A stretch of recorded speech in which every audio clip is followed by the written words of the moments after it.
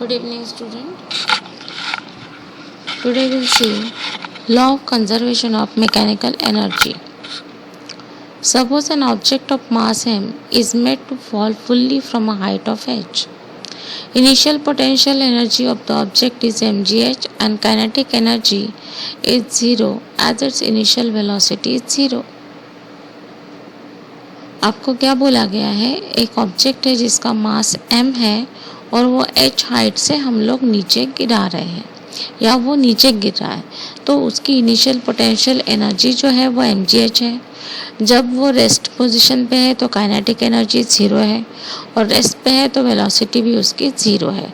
The total energy of the object is mgh. तो starting में उसके ऑब्जेक्ट की एनर्जी हो जाएगी mgh.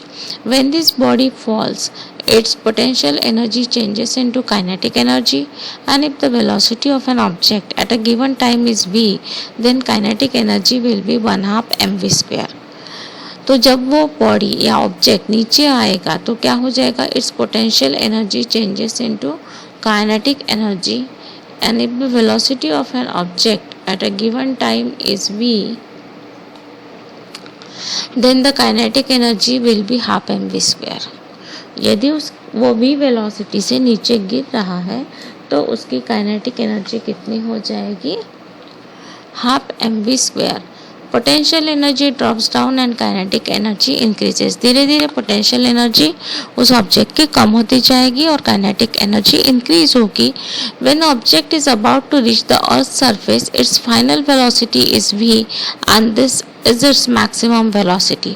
और जब वो ग्राउंड पे आ जाएगा तब उसकी फाइनल वेलोसिटी कितनी हो जाएगी? v and it's maximum velocity, और वही उसकी मैक्सिमम वेलोसिटी हो जाएगी. Now the kinetic energy is maximum and potential energy becomes minimum. तो जब वो ऑब्जेक्ट मोशन में है तब उसकी काइनेटिक एनर्जी मैक्सिमम हो और पोटेंशियल एनर्जी मिनिमम हो जाएगी. We know that the sum of kinetic energy and potential energy on all point is same. That means potential energy plus kinetic energy is equal to constant. हमें पता है कि किसी भी एक जगह की यदि हम पोटेंशियल एनर्जी और काइनेटिक एनर्जी निकालते हैं तो वो कैसी आएगी? सेम आएगी. मतलब potential energy plus kinetic energy is equal to constant. Potential energy का फॉर्मूला है mgh और काइनेटिक एनर्जी का फॉर्मूला है 1/2 mv स्क्वायर. तो हम बोल सकते हैं mgh plus 1/2 mv square is equal to constant. The sum of kinetic energy and potential energy of an object is its mechanical energy. Kinetic energy और potential energy दोनों मिला के क्या होती है? Its mechanical energy. We can see that in a freely falling body, the decrease in potential energy at a point is equivalent to increase in kinetic energy of that object. हमने देखा कि एक फ्रीली फॉलिंग बॉडी होती है तो जैसे जैसे उसकी पोटेंशियल एनर्जी कम होते जाती है तो काइनेटिक एनर्जी उसकी क्या होती है? डिक्रीज होते जाती है.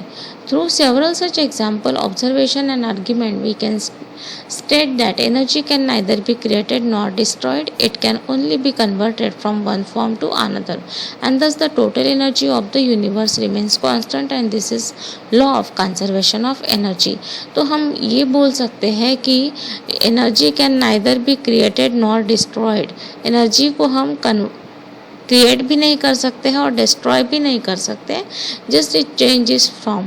वो एक फॉर्म से दूसरे फॉर्म में जाती है. जैसे वो पोटेंशियल एनर्जी से कन्वर्ट हो गई थी काइनेटिक एनर्जी में, तो हम बोल सकते हैं total energy in the universe remains constant. And total energy in the universe कैसी होती है? कांस्टेंट होती है. इसी को बोला जाता है law of conservation of energy.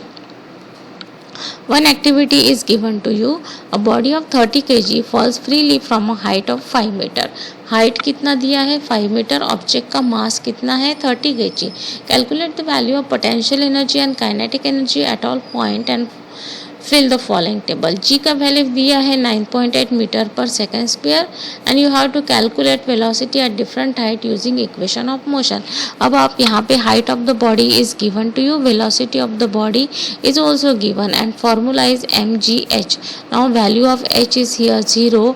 If you multiply any number by 0, answer is 0. In first case height is, potential energy is कितना हो जाएगा? 0. Kinetic energy is half mv square. Mass of the object is given 30 kg. Then you take it 30. M is equal to 30. And what is the value of V?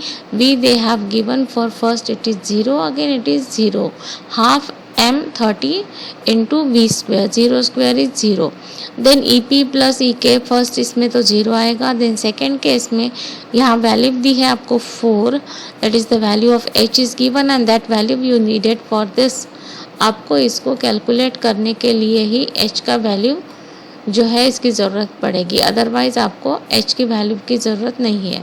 For calculating potential energy you need the value of h, right. Otherwise you don't need the value of h. And for kinetic energy only m and v, value of m is fixed, it is 30 kg, and value of v changes. First it is 2, then 4, then 5. In this way you calculate these values and fill the table.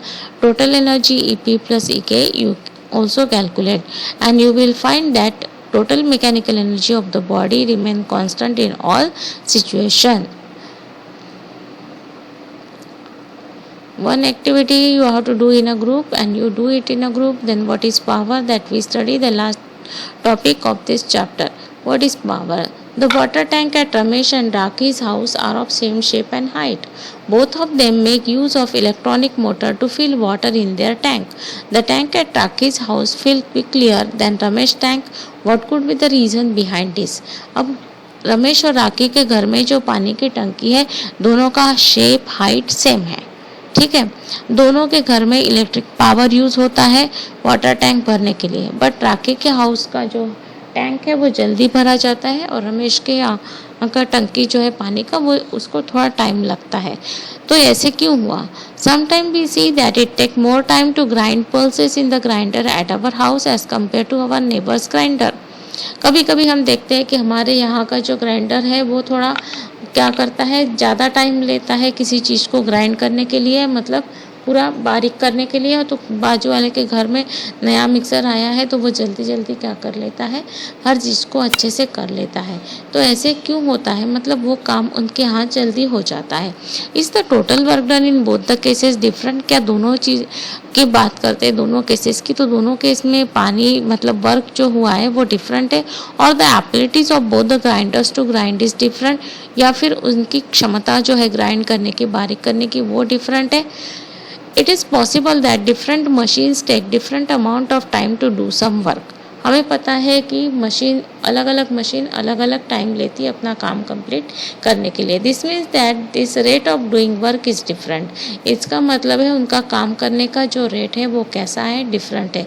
This rate of doing work is called power. और यही rate of doing work जो होता है इसको हम क्या बोलते हैं, पावर बोलते हैं. We talk about the power of tractor. This power show that how quickly they convert their energy and do work. यदि ट्रैक्टर की बात करते हैं तो ट्रैक्टर अपना काम बहुत जल्दी कंप्लीट कर लेता है. Means rate of doing work और rate of energy conversion is called power. And we will write it mathematical form. Power is equal to work upon time. P is equal to W upon T. W for work and T for time. Unit of power is watt. If a person does 1 joule work in 1 second, then the rate of doing consumption is 1 joule per second and power is 1 watt. मतलब power का unit क्या है, watt है. और VAT 1 VAT का मतलब होता है 1 जूल पर सेकंड, क्योंकि वर्क का यूनिट क्या है, जूल, और टाइम का यूनिट क्या है. आप यहाँ पे आपको दोनों के यूनिट को कंसिडर करना है. ऐसे नहीं है कि आप एक का यूनिट देखोगे. वर्क का यूनिट क्या है यहाँ पे, जूल, एंड टाइम का second. Then unit 1 joule per second वो हो जाता है 1 watt. 1 watt is equal to 1 joule per second. And unit of power is watt. Power का यूनिट क्या है, वैट है. Point is clear to you. This is the last topic of the chapter we have completed. Now you go through the numericals, solved numericals given in your textbook. Try to solve it. Solution given also. So many 10 numericals are there. And then power is equal to work done upon time. Numericals are given. You try to solve it. Thank you.